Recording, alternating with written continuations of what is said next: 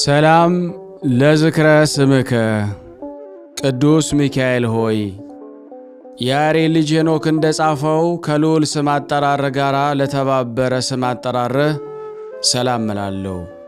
የእግዚአብሔር የምክሩ አበጋዝ ሆይ የተቸገሩትን የተጨነቁትን ዘወትር የምትረዳቸው ሁሉ እኔንም ለመርዳት ክንፍን ዘርግተ ፈጥነህ ድረስልኝ። ሰላም ለስዕርተ ርእስከ ቅዱስ ሚካኤል ሆይ ከፈጣሪ በቀር ስነ ባህሪን ማንም ተመራምሮ ለማይደረስበት ነበልባላዊ ስዕርተ ርእስህ ሰላም እላለሁ። የእግዚአብሔር ባለሟል ሆይ በእግዚአብሔር ፊት በጎ መዓዛ ያለውን መሥዋዕት የምታሳርግ አንተ ሚካኤል ነህና ከሐዘንና ከለቅሶ የተነሣ እኔን አገልጋይን እርጅና እንዳይጫነኝ ሰውነቴን ባዘነች በተከዘ ጊዜ ልቦናዬን ታረጋጋት ዘንድ ፈጥነህ ድረስላት።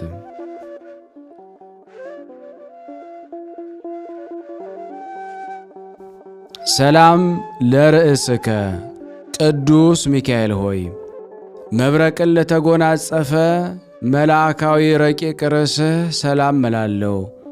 ተፈጥሯቸው ከእሳት የሆነ የሰማያውያን የመላእክት ሰራዊት አለቃቸው የሆንክ ሚካኤል ሆይ በኀጢአት ተሰነካክዬ ወድቄ እንዳልፍ ገመገም አንተን ድጋፍ አድርጌያለሁና ፍጹም የማዳንህን ትርግና በእኔ ላይ ትገልጽ ዘንድ በስተቀኜ ቁመህ አለሁልህ በለኝ እንጂ በሩቅ ሆነህ አትመልከተኝ።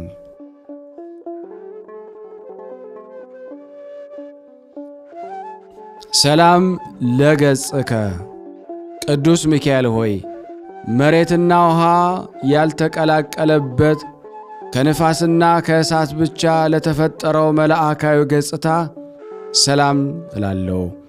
የምሕረት መልአክ ሆይ የሊባኖስ ዛፎች በአጹቃቸው ታጅበው በልምላሜያቸው አሸብርቀው እንዲታዩ ልመናዬን በማቀርብበት ጊዜ ሁሉ መጪውን ዘመኔን በክንፈ ረድኤትህ ተንከባክበህ በቸርነት ጌጥ አስጊጠኝ።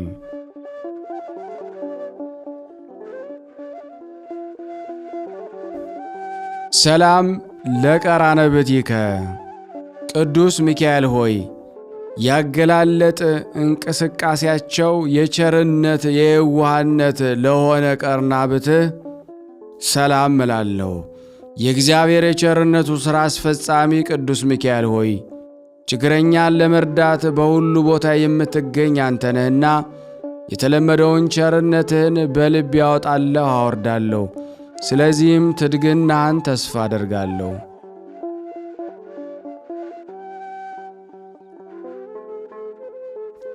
ሰላም ለአዕይንቲከ ቅዱስ ሚካኤል ሆይ ለሰው ልጅ ይቅርታን ለማስገኘት ወደ ልዑል እግዚአብሔር አሻቅበው ለሚማለዱ ዐይኖችህ ሰላምታ ይገባል። ቅዱስ ሚካኤል ሆይ በጠላት ተማርከው ለሚጨነቁትና ለሚሰቃዩት ዋስ ጠበቃቸው አንተ ነህና በእኔ ላይ የሚተበትቡትን የጠላቶቼን የምክር መረብ በጣት ሰጣልልኝ። ነፍሴንም ሥጋዬንም ለአንተ አደራ ሰጥቻለሁና።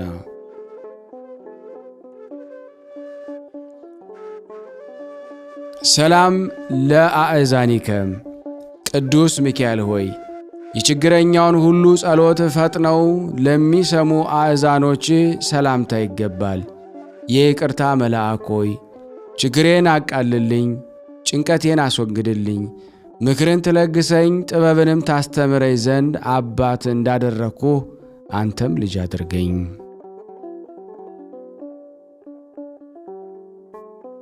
ሰላም ለመላትሂከ ቅዱስ ሚካኤል ሆይ ፈጽሞ የሚያንጸባርቅ የፈገግታ የሽቱ ጠል ለረበረበባቸው ጉንጮች ሰላምታ ይገባል። መሰልቸት የሌለብህ መልአክ ሆይ የተለመደው ቸርነትህን አታጓድልብን። በችግራችን ጊዜ በትምህርተ መስቀል እጃችንን አመሰቃቅለን በምንጸልይበት ጊዜ ተረዳን ዘንድ ፈጥነ ድረስልን እንጂ።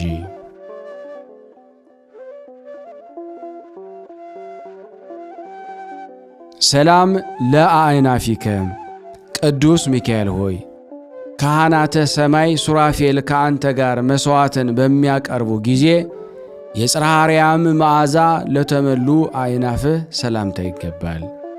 ቸር ጠባቂ መልአክ ሆይ የነገደ እስራኤል የያዕቆብ ጠባቂ አንተ ነህና ጓደኞችህ መላእክትን እኔንና እዚህ የተሰበሰብነውን አገልጋዮችህን ኑ ወዳጆችን ጎብኙ ብለህ ጋብዛቸው፣ በአንዱ ፍቅር ሌላው ይሳባልና።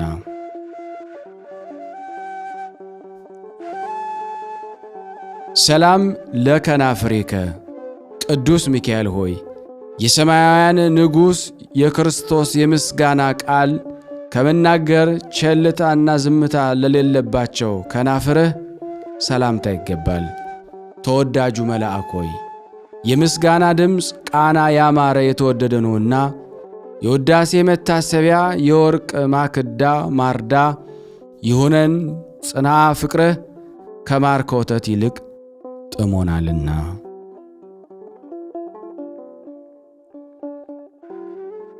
ሰላም ለአፉከ ዳንኤል በአምሳለ አናብስት ምሳሌ ያየውን ስውሩን ራእይ አብራርቶና ግልጥልጥ አድርጎ ለተረጎመለት አንደበትህ ሰላምታ ይገባል። የሰላም መልአክ ሆይ የምስጋናን መሥዋዕት የምታዘጋጅ አንተ ነህ። ጠላት ዲያብሎስ ተረማምዶ በጻረ ሞት እጅ እንዳያፍነን በአፋችን ላይ ጥበቃህን አጠናክርልን።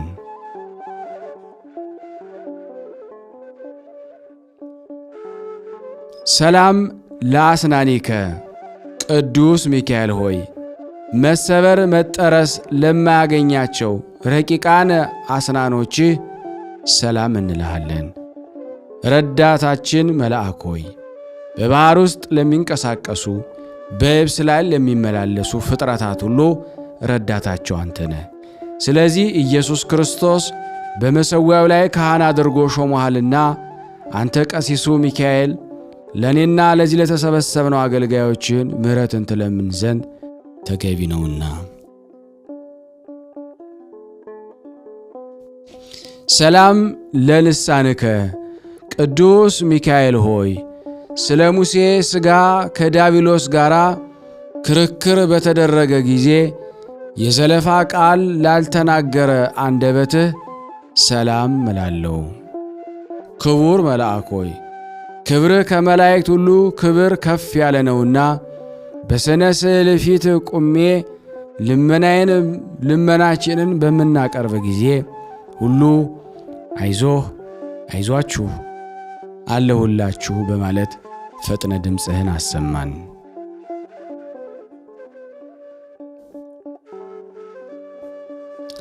ሰላም ለቃልከ ቅዱስ ሚካኤል ሆይ የጽርሐ አርያምን የምስጋና ጠፈር አልፎ እስከሚሄድ ከፍታ ላለው ኃይለ ቃልህ ሰላም እላለሁ።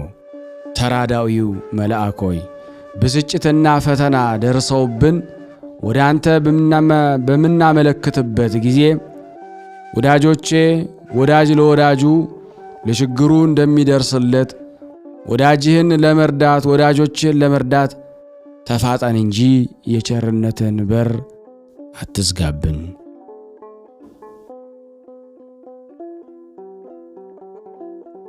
ሰላም ለእስትንፋስከ ቅዱስ ሚካኤል ሆይ የነፍስ ቁስለኞችን ለማዳን መድኃኒተ ፈውስን እፍ ለሚለው እስትንፋስህ ሰላም እላለሁ። ድል አድራጊው መልአክ ሆይ ያ የቀድሞ ዓመፀኛ አውሬ ዲያብሎስ የጥንት ተንኰሉ ሊተው አይችልምና የጦር መሣሪያን ታጥቀ መጥተህ ድምጥማጡን አጥፋው። ሰላም ለጉርኤከ ቅዱስ ሚካኤል ሆይ ድምፀ ጉህናው በጽርሐ አርያም እስኪመላ ድረስ የምስጋና ቃል ለሚያስተጋባው ጉሬህ ሰላም እላለሁ። ትጉ መልአክ ሆይ በምርኮ ላይ ሆነው ለሚጨነቁት የምትደርስላቸው አንተ ነህና ወደ አንተ በምንማለድበት ጊዜ ፈጥነ ሰላምን ትሰጠን ዘንድ እንጂ ዛሬ ነገ እንዳትለን እንማለድሃለን።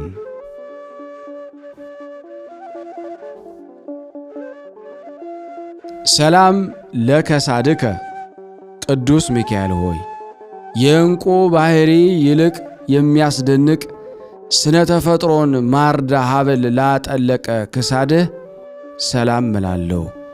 ሩሩህ ሚካኤል ሆይ አዝማናትን በየክፍላቸው ጽፈህ የምታዘጋጅነ የሕዝብህን ኀጢአት ለማቃለል ለካህን ሥልጣን ተሰጥቶታልና በአማላጅነትህ መሥዋዕተ ቁርባንን ኀጢአታችንን አቃልልን።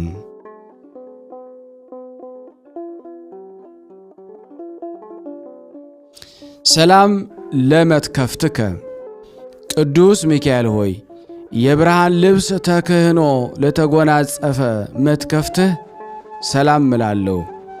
ፈጥኖ ደራሹ ቅዱስ ሚካኤል ሆይ የሰውን ልጅ ለመርዳትና ለማዳን የእግዚአብሔር ልዩ መልእክተኛ ነህና አራሽ ገበሬ ወይፈኑን በቀንበር እንዲያቀና የጠላቴን ትከሻ በመዓት ቀንበር ቅጣው፣ ጀርባውንም በመቅሰፍ ጅራፍ ግረፈው።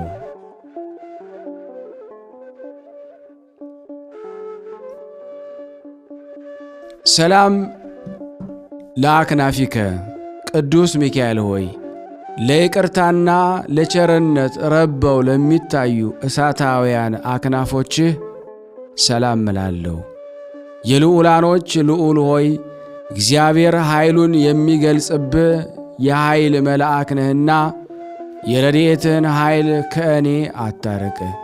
ይህ ካልሆነ ግን ጠላቶቼ እሰይ እሰይ አይመስል መስሎ አይሆን ሆነው አየናቸው እያሉ ይሳለቁብናልና።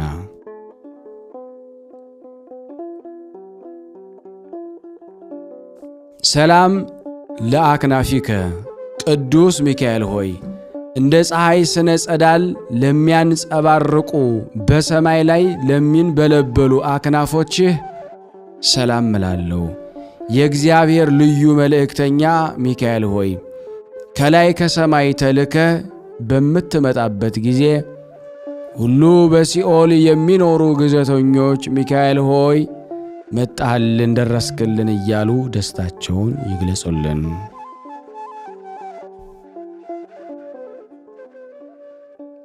ሰላም ለአክናፊከ ቅዱስ ሚካኤል ሆይ የፍጥረታት ሁሉ መጠለያ ለሆኑ አክናፎችህ ሰላም እላለሁ። ክቡር የሰማያውያን ካህናት አለቃ ሆይ ከዕለት እኪት አድነን፣ ከጥፋትም ሁሉ ሰውረን።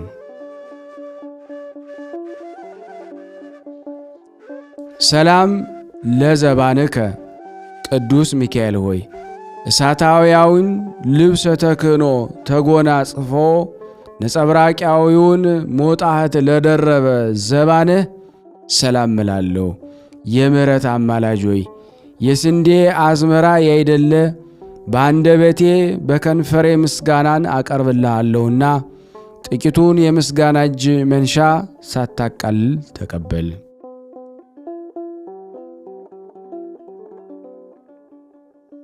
ሰላም ለእንግዳአከ ቅዱስ ሚካኤል ሆይ የሳርና ቅጠል ተክል የዛፍ ጥላ ካለበት ያይደለ የእግዚአብሔር ቸርነት ካለበት ለማሰማራት የልዑል በጎች ምእመናን ለተሸከመ እንግዳ ሰላም እላለሁ። ሁልጊዜ በፈጣሪ ፊት የምትቆም የአምላክ ባለሟል ሆይ እኔን ባሪያህን በጸሎትህ ከማሰብ አትርሳኝ፣ ወዳጁ ወዳጁን ይረሳ ዘንድ አይቻለውምና።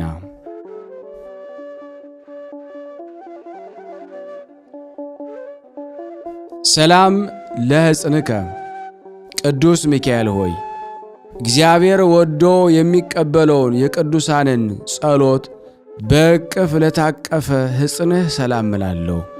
ክቡር መልአክ ሆይ የአእላፍ መላእክት መስፍናቸው አንተነ በችግሬ ጊዜ የተረዳይ ዘንድ በአየር ላይ እንደሚበር ንስር በሁለቱ ክንፎች እየበረርክ ድረስልኝ።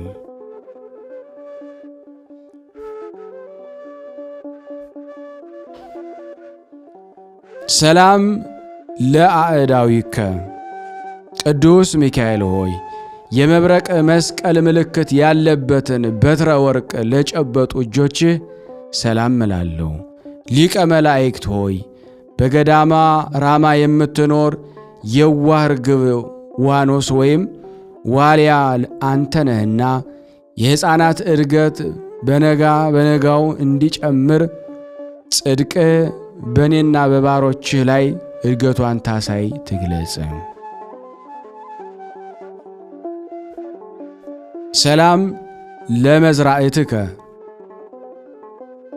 ሚካኤል ሆይ ባልቴቶችና ድሃ አደጎች ተፍገምግመው እንዳይወድቁ ድጋፍ ለምትሆናቸው መዝራእትህ ሰላም እላለሁ።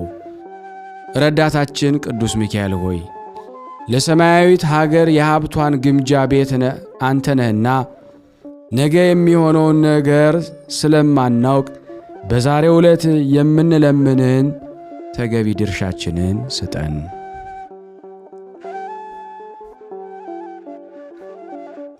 ሰላም ለኩርናእከ ቅዱስ ሚካኤል ሆይ ለነበልባላዊ እጅ መገጣጠሚያ ለሆነው ኩርናህ ሰላም እላለሁ። ቅዱስ መልአክ ሆይ የእግዚአብሔር የመልእክቱ ጉዳይ አስፈጻሚ አንተ ነህና ከጭንቀት የተነሳ ነፍስና ሥጋችንም በታወኩ ጊዜ ጓደኛውን እንዲረዳ እኔን ባሪያህን እኛን ባሮችን ትረዳን ዘንድ ወደ አንተ እንማጸናለን።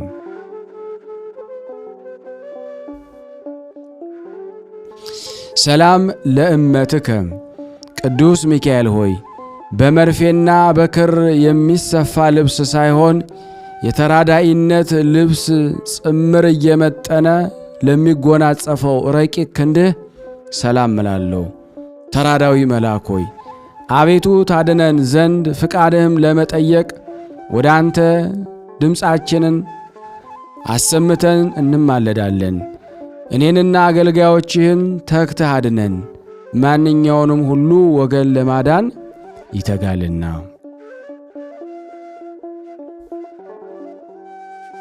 ሰላም ለእራህከ ቅዱስ ሚካኤል ሆይ የማይታበለውን የቃል ኪዳን ማኅተም ለጨበጠ ለእጅህ መዳፍ ሰላም እላለሁ።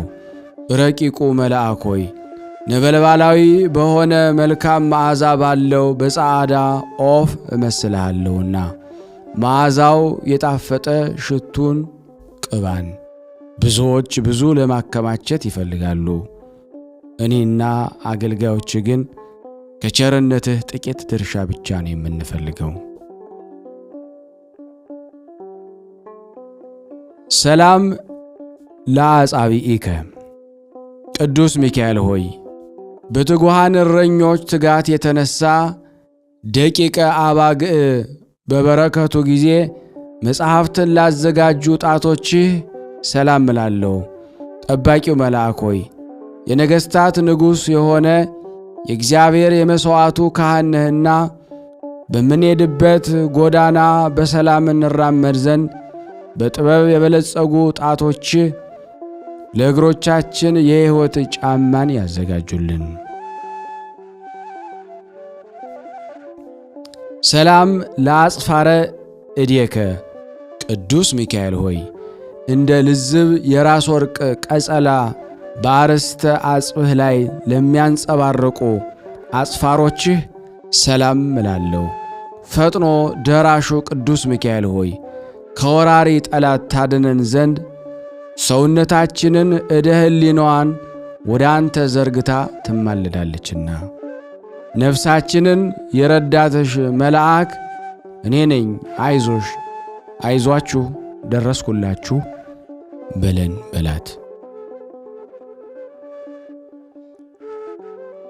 ሰላም ለዘዚአከ ገቦ ቅዱስ ሚካኤል ሆይ ነበልባላዊ ክንፍ ለተከበበው መልአካዊ ጎንህ ሰላም እንልሃለን። ክቡር መልአክ ሆይ ክብርህ ተነግሮ የማያልቅ እጹብ ድንቅ ነው።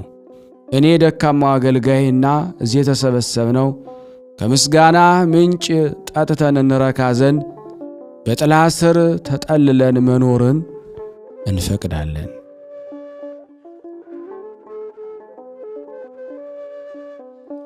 ሰላም ለከርስከ ቅዱስ ሚካኤል ሆይ እንደማይጎድል የምንጭ ውሃ ቃና መንፈስ ለተከማቸበት ሆድህ ሰላም እላለሁ። ሰማያዊ ካህን ሆይ በሰባተኛው ሰማይ የመሠዊያ አዳራሽ ቁመ በጸሎትህ ኀጢአቴን ታስተሰርይ ዘንድ እኔ አገልጋይህ እኛዝ የተሰበሰብነው ካህኑ ሚካኤል እያለን እንማለድሃለን።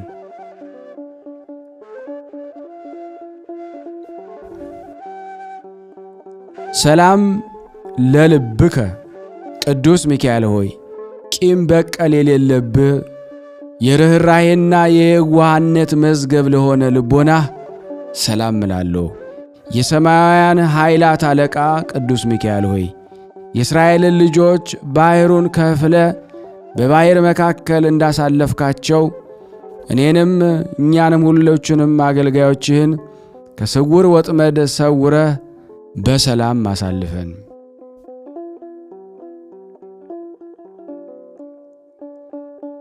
ሰላም ለኩልያቲከ ቅዱስ ሚካኤል ሆይ በውሳጤ ገባዋት አማክሎ አስተካክሎ እግዚአብሔር ለፈጠረው ለማይዳሰሰው ኩልያትህ ሰላም እላለሁ።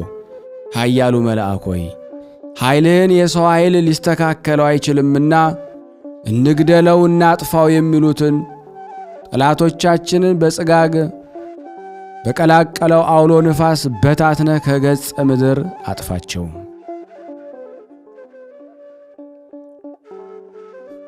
ሰላም ለህሊናከ ቅዱስ ሚካኤል ሆይ ከይቅርታና ምሕረት ብቻ በስተቀር ጥፋትንና ተንኰልን ለማያስብ ህሊናህ ሰላም እላለሁ።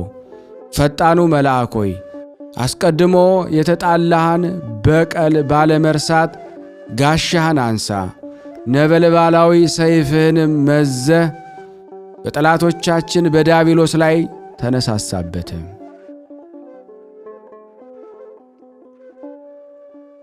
ሰላም ለአማኡቲከ ዘበእቶን ከራሜ ሚካኤል ሆይ እንደ ሽቱ የሚሸት ጠጅ የተሞላበት ብርሌ ለሚመስል አንጀትህ ሰላም እላለሁ። ቅዱስ ሚካኤል ሆይ በፍቅርና በሰላም ጊዜ ይቅርታ ይደረግልንና የነፋስ ኃይል ጉምን እንደሚበትነው የጠላቶቻችን ምክር እንዲሁ በትን፣ ዕድሜንም አትስጥ።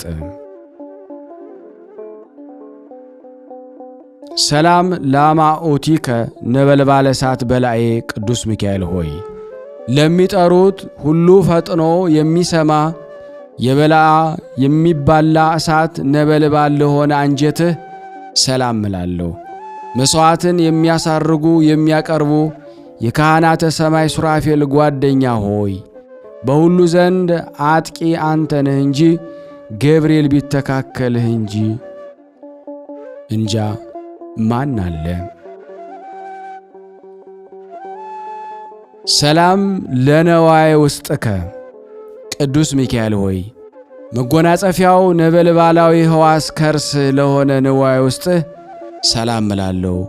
ክቡር መልአክ ሆይ የእግዚአብሔር የትእዛዙ አስተላላፊ አዋጅ ነጋሪ አንተ ነህና እኮን እኔን አገልጋይን ከሞት ኀጢአት እኛን ሁላችንም ከሞት ኀጢአት አድነን። ያለመጠራጠር አንተን ያመነ ሁሉ የፈለገውን ሳያገኝ ተስፋ በመቁረጥ አዝኖ ተክዞ ይሄደ የለምና።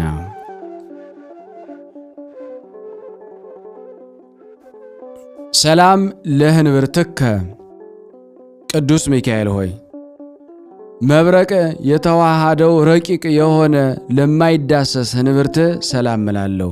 ለጋሱ መልአክ ሆይ በነጋ በጠባ ትኩስ መናን በማዝነብ የእስራኤልን ልጆች በበረሃ እንደመገብካቸው እኔንም ባሪያህን እውነተኛውን ህብስተ ሕይወትን መግበን።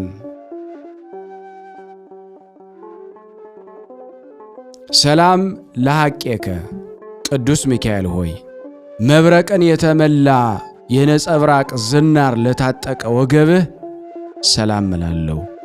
ታጋሹ መልአክ ሆይ ከመዓት የራቅ የምሕረት አማላጅ ነህና ከስነ ገጽህ ነጸብራቅ ጥቂት ብልጭ አድርግና የነፍሳችን የብርድ ቅዝቃዜ በላቦቷ ሞቅ አድርግላት።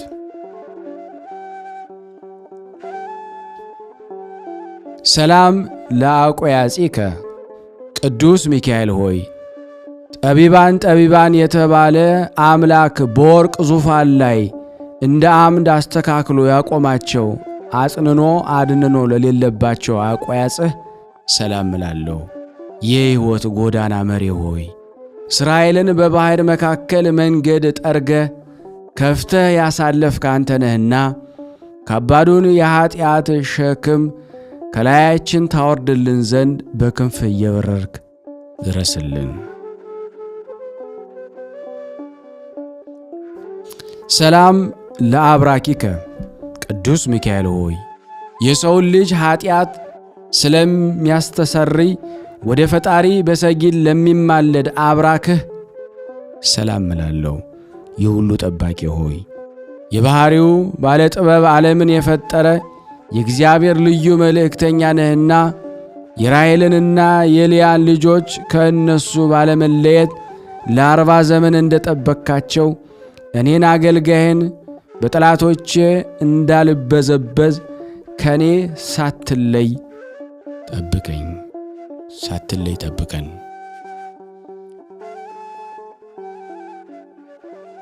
ሰላም ለአእጋሪከ ቅዱስ ሚካኤል ሆይ የተገፉትን የተከፉትን ለመጎብኘት በንፋስ ሰረገላ ለሚሮጡ እግሮችህ ሰላም እንልሃለን። ቅንነት ያለህ መልአክ ሆይ ከአመፃ ከተንኮል ንጹሕ ልብ የዋህ ነህና እግሮቻችን ከስህተት ጎዳና ጠብቀህ ወደ ጽድቅ ጎዳና መርተህ የሕይወትን ፍሬ ለመብላት አብቃን።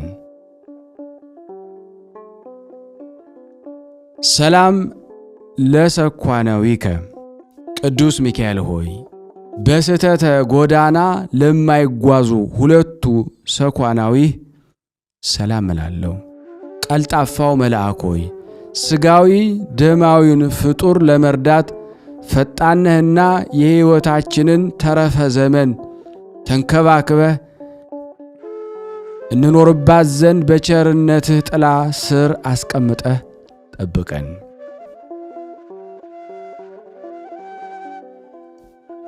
ሰላም ለመከየድከ ቅዱስ ሚካኤል ሆይ የሕይወትን የእሳት ግለት ለተጫማ መከየድህ ሰላም እላለሁ።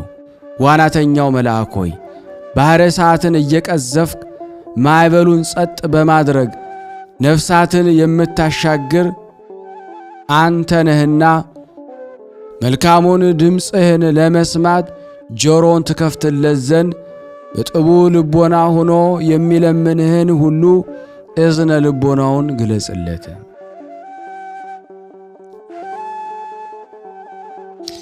ሰላም ለአጻብዒከ ቅዱስ ሚካኤል ሆይ ተፈጥሯቸው ከነድ እሳት ለሆነ ጣቶችህ ሰላም እንላለን። ኃያሉ መልአክ ሆይ ኃይልህ ሰማያዊን የተቀዳጀነህና በፍጹም ረድኤት ከጥፋት እንድን ዘንድ ከቀድሞ ጀምሮ ከነበረ ከቅጽረ ጸሎት ሰውነታችንን እናስጠጋለን። አንተን የተጠጋ ድካምም ቢሆን ብርቱ ጽኑ በሆነ ኃይል ይድናልና።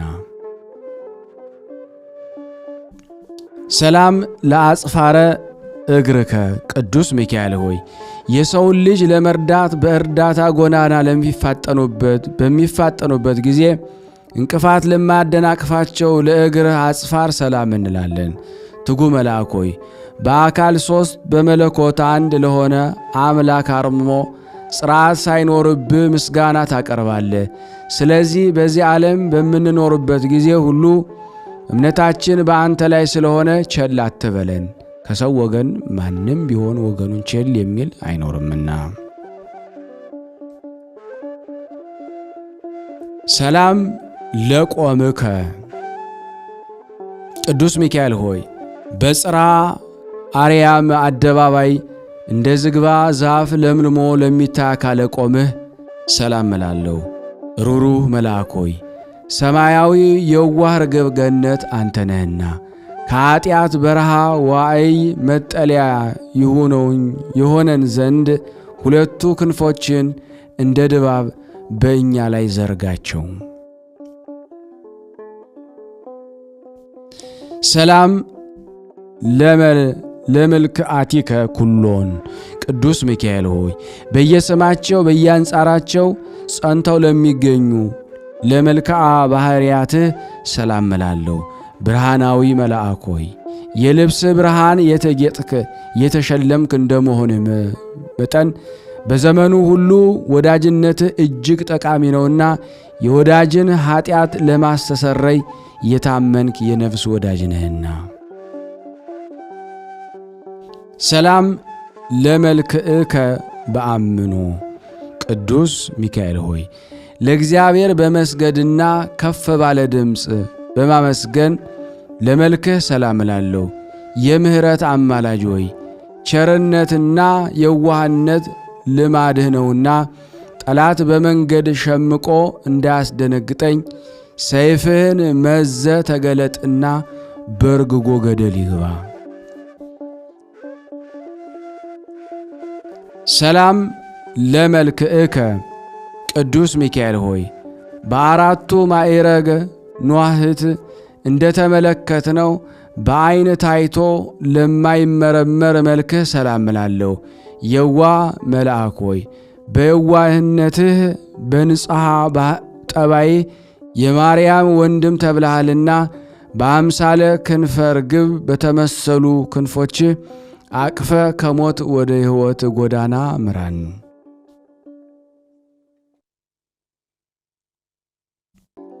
አምሃ ሰላም ቅዱስ ሚካኤል ሆይ ለእያንዳንዱ በየክፍሉ ለተነገሩ መልኮች ሁሉ የምስጋና እጅ መንሻ አቀርባለሁ። ልዑል መልአክ ሆይ እግዚአብሔር ኃይሉን የሚገልጽብህ ኃያል መልአክ ነህና የምስጋናችንን እጅ መንሻ ተቀብለ ከላይ ከኢየሩሳሌም ሰማያዊት የጸሎትን ዋጋ እጥፍ ድርብ ላክልን።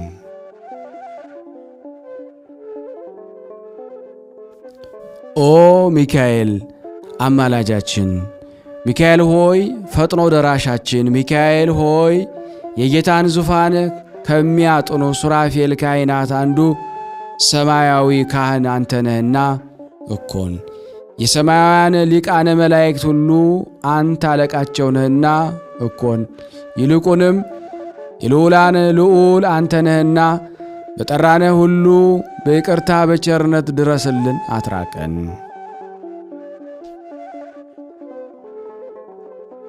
ሰላም ለከ ቅዱስ ሚካኤል የተጨነቀውን የተጨቆነውን ነፃ የምታወጣው ቅዱስ ሚካኤል ሆይ ሰላም ላንተ ይሁን። ሰራተኛ ሰርቶ እንዲበላ ውሎ እንዲገባ የምትጠብቀው ቅዱስ ሚካኤል ሆይ ሰላም ላንተ ይሁን። ችግረኛውን ለመርዳት ከልዑል እግዚአብሔር ዘንድ የምትላክ ቅዱስ ሚካኤል ሆይ ሰላም ላንተ ይሁን። አዳኝነትህን በማመን የለመንህን ሁሉ በክንፈ ረድኤትህ የምትሰውረው ሚካኤል ሆይ ሰላም ላንተ ይሁን። በሐዘን በትካዜ ላይ ወድቆ የሚፍገመገመውን የሚንፈራገጠውን ፈጥነህ ደግፈህ ደርሰህ የምትደግፈው የምታጽናናው ቅዱስ ሚካኤል ሆይ አንገትን ዘንበል መለስ አድርገህ በፈጣሪ ፊት ሰግደ እኛን ባሮችን በቸርነቱ ይጎበኘን ዘንድ የማናዊት እጁን ዘርግቶ ይባርከን ዘንድ ለምን እንማልድሃለን ለዘላለሙ አሚን።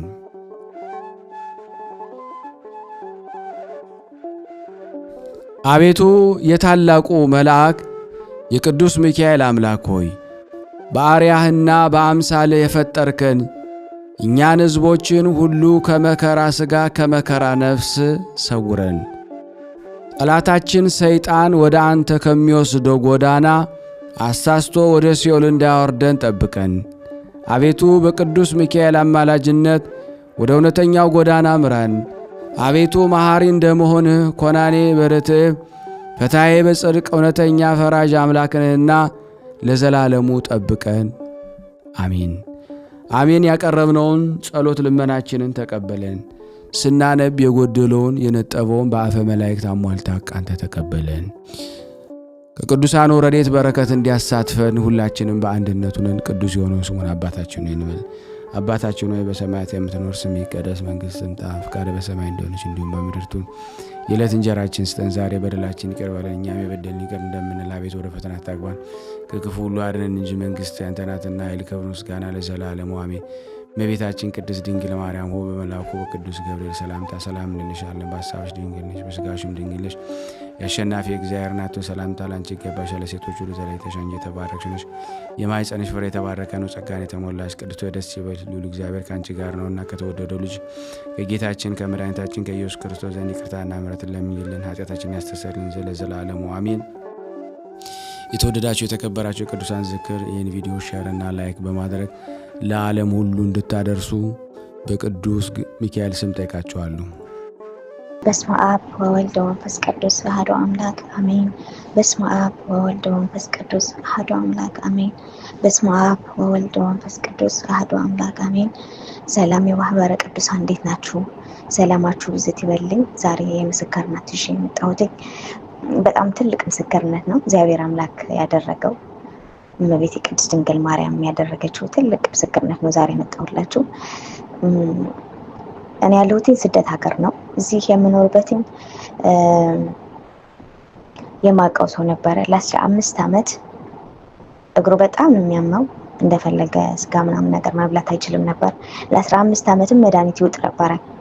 በጣም ያመው ነበረ። ሲነሳበት በጣም ነበር የሚያመው። መንቀሳቀስም አይችልም ነበር። አንድ እግሩ ነው። ከዛ በኋላ ይሄ የማህበረ ቅዱሳን ጸሎት ተሰማለሁኝና ከፍቼ ሁሌ ሃይላንድ ወንድማችን እንደሚለው ሃይላንዱን አድርጌ አዳምጪ ጨርስ ከተመቸኝ አዳምጣለሁ፣ ካልተመቸኝ ብቻ ጸበል ጣጣለሁ።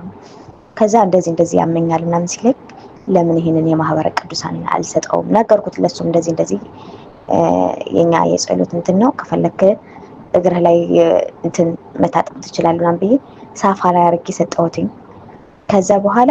ከዛ በኋላ ጀምሮ ብዙ ጊዜ ያው ጸበል ሰጠዋለሁ፣ ይጠጣል ምናምን ነገር። አሁን እግዚአብሔር ይመስገን ከዛ በሽታው ደህና ሆኗል።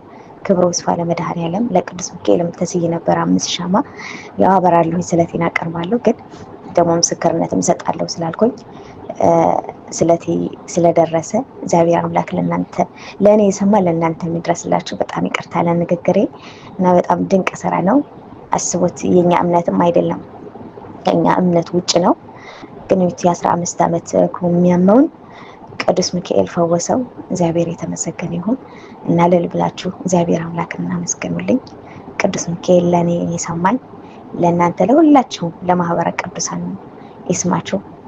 ምስክርነት ሰጣለሁ ምናምንልና ያው ከዚህ በፊትም ሪካርድ ያደረኩትኝ ስላልደረሰ በቃ እንትን እላለሁ። መጀመሪያ ያንን የላኩትኝ መደመጥ አለበት። ከዛ በኋላ ሌላ ልካለው ብዬ ነበር። ግን ደግሞ ምስክርነት አሁን መስጠት ስላለብኝ እንዳረሳው ለዛ ነው።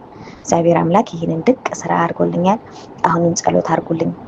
አንዲት እዚህ ስደት ሀገር የማውቃት እህት አለች። እሷም ትንሽ ህመም ላይ ናት። ደህና እንድትሆን እንድትፈወስ በጸሎታቸው አስቧትኝ። አመሰግናለሁ። ብርሃነ ስላሴ የአገልግሎት ዘመንን ያርዝምልን። ፈጣሪ ጠብቀህ ልጆችህ ጋር አመሰግናለሁ። ቃለ ሕይወት ያሰማልን፣ ቃለ ሕይወት ያሰማልን፣ መንግስተ ሰማያት ያወርስልን። ይህ መልአክ አሁንም ደግሞ ደጋግሞ ይጎብኝሽ። ሁላችንም አንቺን የጎበኘ ሊቀ መላእክ የመላእክት አለቃ ቅዱስ ሚካኤል እኔንም እኛንም ሁላችንም ይጎብኘን። በርቺ፣ አይዞሽ። የተወደዳችሁ የተከበራችሁ የቅዱሳን ዝክር ተከታታዮች በሊቀ መላእኩ በቅዱስ ሚካኤል ስም አስይዣችኋለሁ። እስቲ ሁላችሁም አንዴ ሸር አድርጉት። አሁን ለምእመናን በስም በአካል በግብር 3 በመለኮት በአገዛዝ በስልጣን በባህሪ በህልውና ግን አንድ አምላክ በማለት በአብ በወልድ በመንፈስ ቅዱስ ስም አምነን ሰኔ በባተ 12 ቀን የሚጸለይ የሚነበብ የቅዱስ ሚካኤል ድርሳን እንናገራለን። የመልአኩ ልመናው ረድኤቱ ከኔና ከናንተ ከሁላችን ከህዝበ ክርስቲያን ላይ ጸንቶ በእውነት ለዘላለሙ ይኑር አሜን። ያለ ሐሰት። ይህ ድርሳን ቅዱስ ሚካኤል እጅግ አድርጎ የሚወደው የአብያተ ክርስቲያናት ሁሉ ተቀዳሚ በኩር የሚሆን የአክሱም ጳጳስ ዮሐንስ የደረሰው ነው። ኪልቅያ በምትባል አገር ሃይማኖቱ የጸና አስተራኒቆስ የሚባል አንድ ታላቅ መኮንን ነበር። የሚስቱም ስም አፎሚያ ይባላል። ሁለቱም እግዚአብሔርን የሚፈሩ የመላእክት ሁሉ አለቃ የሆነ ቅዱስ ሚካኤልን በፍጹም ልቦናቸው የሚወዱ ነበሩ። በየወሩም በቅዱስ ሚካኤል ስም በገንዘባቸው እየከፈሉ ለነዳያን ይመጸውቱ ነበረ። የበዓሉን መታሰብ ያደርጉ ነበረ። በጊዜው በኋላ ባሏ አስተራኒቆስ ታመመ። በዚህ ጊዜ ሚስቱ አፎሚያ እያዘነችና እያለቀሰች እንዲህ አለች፣ ጌታዬ ሆይ የምነግርህ ነገር አለኝ፣ በጥሞና ስማኝ። ይኸውም ሴት ባሏ በሞተ ጊዜ ቤት ፈት እንደምትሆንና የዕለት ምግቧንም ለማግኘት ልዩ ልዩ አይነት ፈተና እንደሚደርስባት አንተ ታውቃለህ።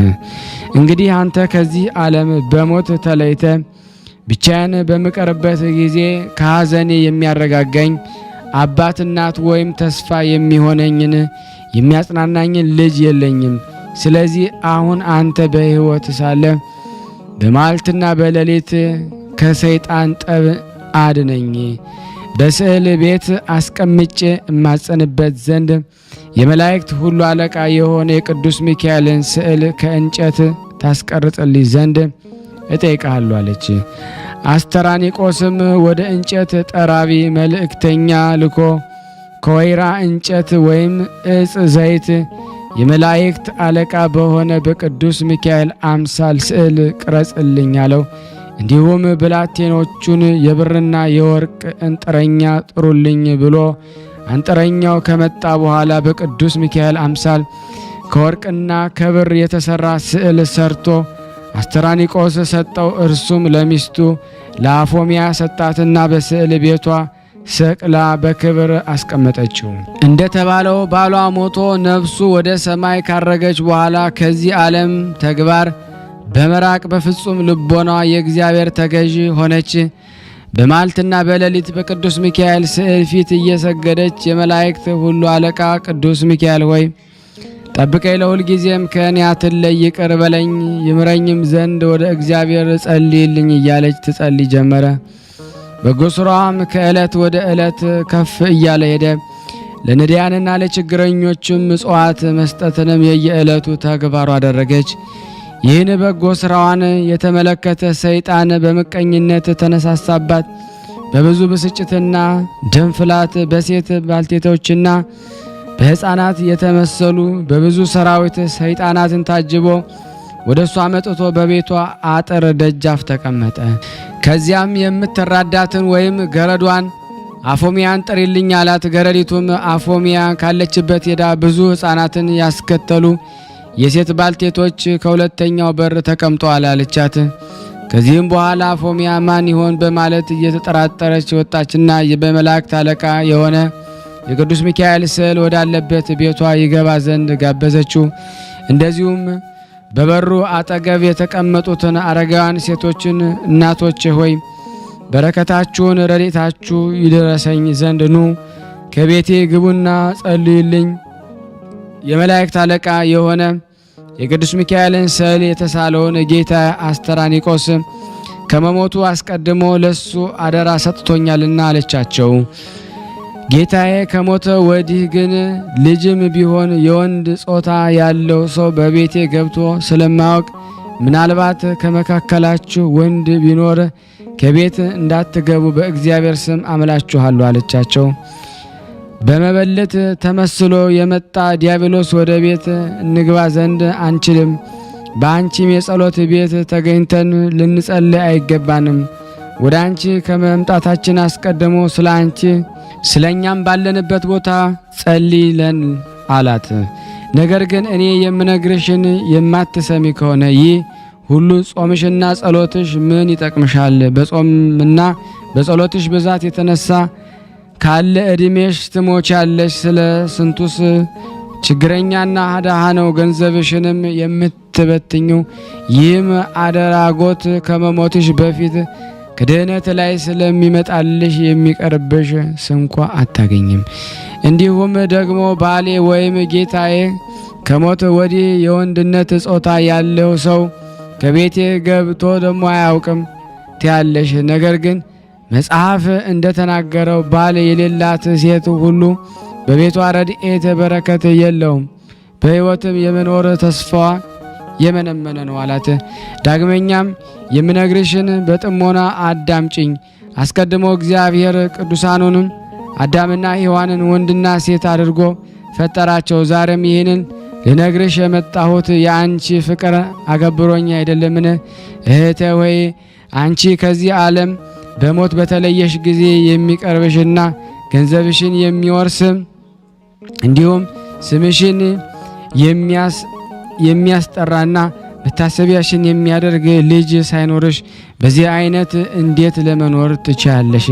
እነሆ አኖሪዎስ የተባለ ሰው ጠላቶቹ ምክንያቱን ደግሞ ሊገለብጡና ሊቆሙት በተነሱበት ጊዜ በዚያን ዘመን ሚስቱ ስለመሞቷ አውቃለሁ። ዛሬም እነሆ እሱ ሚስት ሊያደርግሽ ይፈልጋል። አፎሚያ ሆይ እንደኔ ሐሳብ ቢሆን እሱን ብታገቢ መልካም ነው። ምክንያቱም ብዙ ወርቅና የብር ጥሎሽ ጥሎ አንቺን እንዲያገባ ከሱም ጋር በመንግስቱ ሁሉ ንግስት ሁነሽ እንድትኖሪ ወደ አንቺ ልኮኛልና አላት። አፎሚያም ለዲያብሎስ እንዲህ ስትል መለሰችለት፣ አባቴ ሆይ የጫንከው ቆብ መልካም ነበር፣ ነገር ግን አነጋገር መልካም አይደለም፣ እጅግ የከፋና የሚያስቆጣ ነው። አትጾሙ፣ አትጸልዩ፣ ለነዳያን ለምስኪንና ምጽዋት አትስጡ፣ አባት እናት ለሌላቸው ድሃ አደግ ልጆች እርዳታ አታድርጉ ብሎ የተናገረው የትኛው መጽሐፍ ነው? ሁለተኛስ ባል አግቢ እያልክ የምትመክረኝ ሴት ባሏ ከሞተ በኋላ ሌላ ባል እንድታገባ ወንድም ሚስቱ ከሞተች በኋላ ሌላ እንዲያገባ አንተ የሰራው ነው ወይስ ከመጽሐፍ ያገኘው ነው? ከቶ በዚህ ሁሉ ነገር ልታስተኝ ትሞክራለህን? እኛ ነቢይ ዮናስ ታላቂቱ ሀገር ነነዌ እስከ 3 ቀን ትጠፋለች ሲል እግዚአብሔር አዟል ብሎ እንዳስተማራቸው ሰምተናል። የነነዌ ንጉሥ ይህንን ሰምቶ ሕዝቡን ንስሐ እንዲገቡ፣ ጾም እንዲጾሙ፣ ጸሎት እንዲያደርጉ፣ ምህላ እንዲይዙ ባዘዘ ጊዜ ሕዝቡም እንደ ትእዛዙ ስለፈጸሙ እግዚአብሔር ሕዝቡን ይቅር አለ።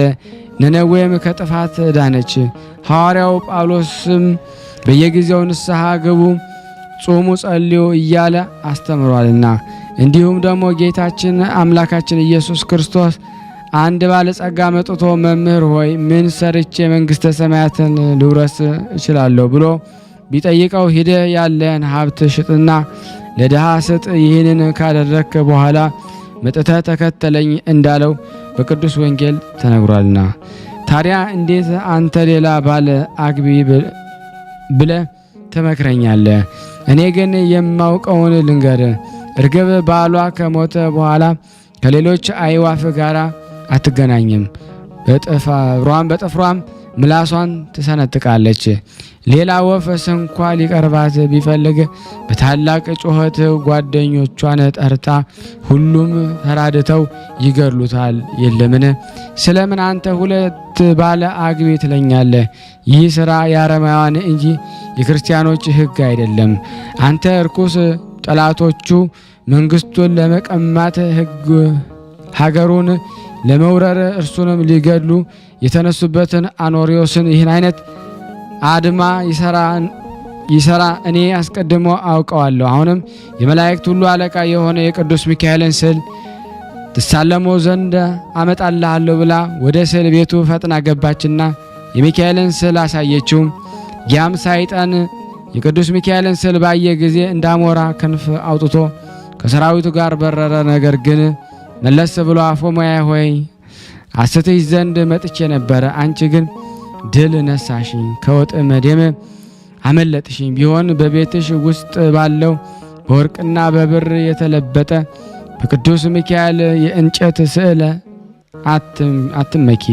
በዓሉ የሚከበርበት እስከ ሰኔ 12 ቀን ድረስ እንዳንቺ ነገር በላይሽ ላይ የማመጣ መሆኔን እንድታውቂ ሲል አስፈራራት። በዚያን ጊዜ በእግዚአብሔር ዙፋን ፊት ለመስገድና እንዲሁም ለሰው ልጆች ስለ ወንዞች ውሃ ይቅርታን ይለምን ዘንድ ስለሚሄድ ወደ አንቺ ሊመጣ አይችልም። በዚያን ጊዜ በቤትሽ ውስጥ ያለውን ስዕል ከገጽ ምድር አጠፋዋለሁ፣ እስኪ ሚካኤል የሚያደርግኝን አያለሁ አለ። አፎሚያም ተመልሰ ብትመጣ የመላእክት አለቃ በሆነ በቅዱስ ሚካኤል የጸሎት ኃይል አፍረ ትመለሳለህ ብላ በጌታችን በኢየሱስ ክርስቶስ ትምህርተ መስቀል አምሳል በአራቱ ማዕዘን አማተበችበት። በዚያን ጊዜ ዲያብሎስ ሀፍረቱን ተከናንቦ ሄደ። እሷም ጾም በመጾም ምጽዋትን በመምጾት ጸሎት በመጸለይ በጎ ስራዋን እያስፋፋች ሄደች። ከዚህ በኋላ ያ ሰይጣን የዓመቱ 10ኛ ወር በሆነ ጊዜ በሰኔ 12 ቀን የቅዱስ ሚካኤል በዓል በሚከበርበት ዕለት በመላእክት አምሳል አስኬማ አክሊል አድርጎ በእጁ ትምህርተ መስቀል የሌለበት የወርቅ ዘንግ ይዞ በሌሊት ወደ እርሷ መጣ። በዚያም ወደ ቤት ገብቶ አፎሚያ ሆይ ሰላም ላንቺ ይሁን፣ እንዴት አለሽ?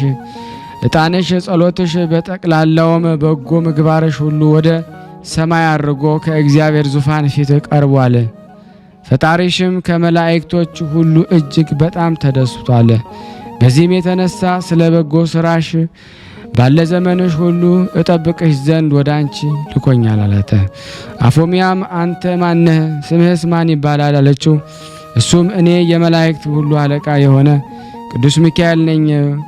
ባለፈው ጊዜ የቅዱስ ሚካኤል በዓሉ በሚከበርበት ዕለት በሰኔ 12 ቀን ለሰውና ለእንስሳ ሁሉ በእግዚአብሔር ዘንድ ምሕረትን ለመለመን ስለሚሄድ ወደ አንቺ አይመጣም ሲል ዲያብሎስ ሲነግርሽ ሰምቼ ነበርና ለዚህ እንዳይፈታተንሽ እንዳይበረታታብሽ ስለ አንቺ ከሰማይ ወረድኩ።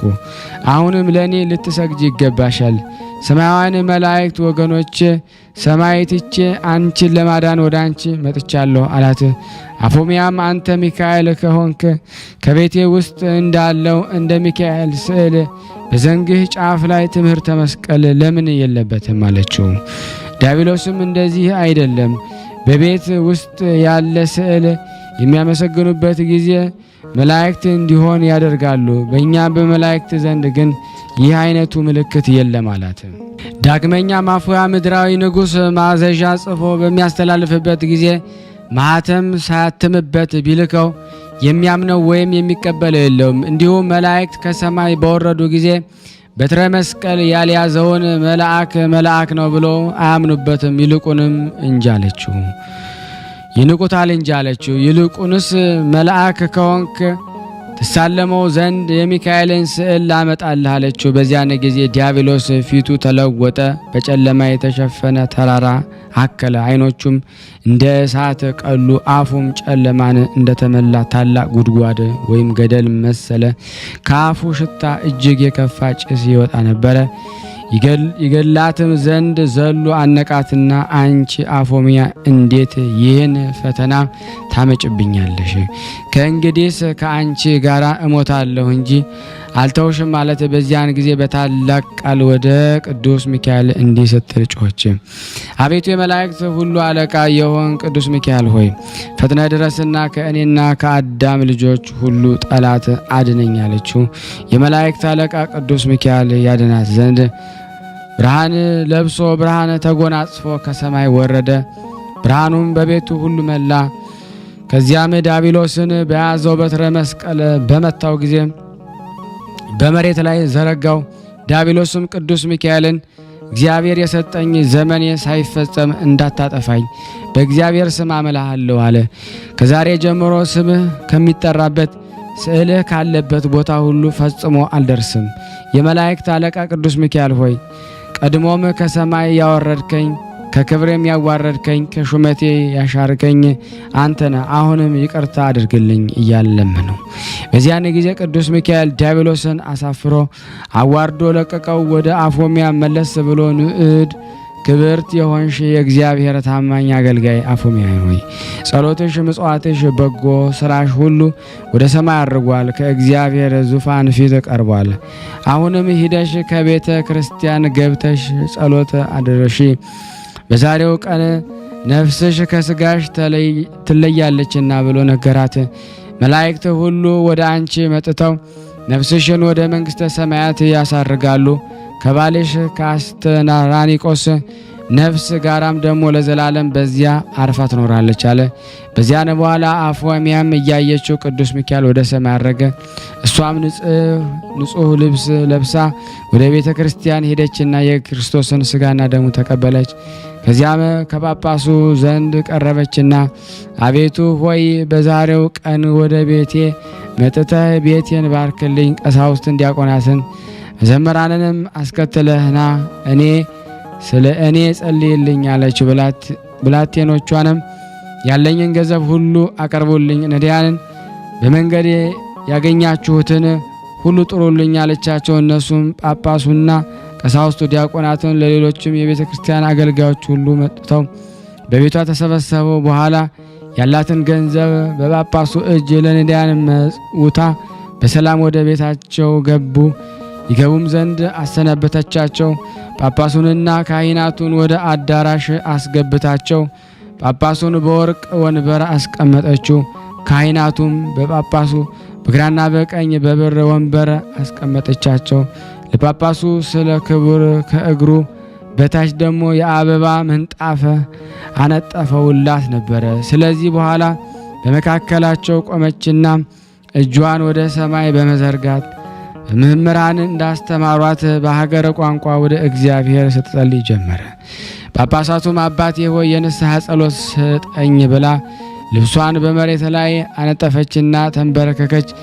ከዚያም ጳጳሱን ገንዘቤ ሁሉ በአንተ አማካኝነት ለእኔና ለባሌ ለአስተራኒቆስ ለሰማዕታችን መታሰቢያችን ይሆን ዘንድ ለነዳያን መጽውትልኝ አለችው። በዚያን ጊዜ እንዲህ የሚካኤልን ስዕል አምጣልኝ አለችና ካመጣላት በኋላ ተሳለመችና በቤቷ ላይ ደግሞ አስቀመጠችው። ያ ስዕል ከፊቷ ላይ ተነስቶ እንደ አሞራ በሮ የመላእክት ሁሉ አለቃ የሆነ በቅዱስ ሚካኤል ቤተ ክርስቲያን ገብቶ በቤተ መቅደሱም መካከል ያለ መስቀያ ደግሞ ተሰቀለ።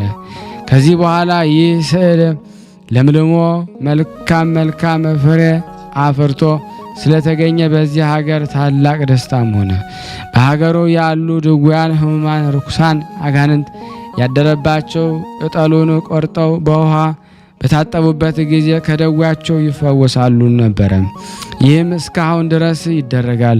ከዚህ ሀገር የመላእክት አለቃ በሆነ በቅዱስ ሚካኤል ስም ብዙ ታላቅ ታምራትን አድርገዋል። እንደዚሁ የመላእክት አለቃ የሆነ የቅዱስ ሚካኤል በረከት ንዕድ ክብርት የሆነች የአፎሚያ ጸሎት ከሁላችን ሕዝበ ክርስቲያን ላይ ጸንቶ ለዘላለሙ ይኑር አሜን። ያለ ሐሰት ከጽንፍ እስከ ጽንፍ የሚበር ንስራ አርያም የሚባል ጣዕመ ዜማው ወይም ውዳሴው እንደ ማር የጣፈጠ ንዑድ ክቡር የሆነ ቅዱስ ሚካኤል ያደረገው ተአምር ይህ ነው። ወዳጁን ከሆንን ከኔ ከናንተ ከሁላችን ሕዝበ ክርስቲያን ላይ ጸንቶ በእውነት ለዘላለሙ ይኑር አሜን። ያለ ሐሰት የጸሎቱ ኃይል ከሲኦል ረግረግ ያወጣል። ከዚህም በሚመጣው ዓለም ከክፉ ነገር ሁሉ ይጠብቀው። ርጉም ከሆነ ከተኩላ አፍ ያድነው። ተንኮለኛ የሆነ ከሳጥናኤል ወጥመድ ይሰውረው ለዘላለሙ አሜን። ቆጵሮስ የምትባል ደሴት እግዚአብሔርን የሚፈራ የመላእክት አለቃ በሆነ በቅዱስ ሚካኤል ጸሎት የሚተማመነው አንድ ክርስቲያናዊ ሰው ነበረ። ከዕለታት በአንድ ቀን ክቡር በሆነ በቅዱስ ሚካኤል ስም ቤተ ክርስቲያን መስራት ይገባኛል ሲል በልቡ አሰበና ፈጽሞ የምታምር ቤተ ክርስቲያን ሰራ። ሰርቶም ከጨረሰ በኋላ በልዩ ልዩ ጌጥ አስጌጣት። ከዚህ በኋላ በቅዱስ ሚካኤል ስም የሰራትን ቤተ ክርስቲያን ይባርክለትና ያከብርለት ዘንድ ወደ ኤጲስቆጶስና ካህናቱ መልእክት ላከ። ለቤተ ክርስቲያኑ ማስመረቂያም ብዙ ደግስ ደግሶ ታላቅ በዓል አደረገ።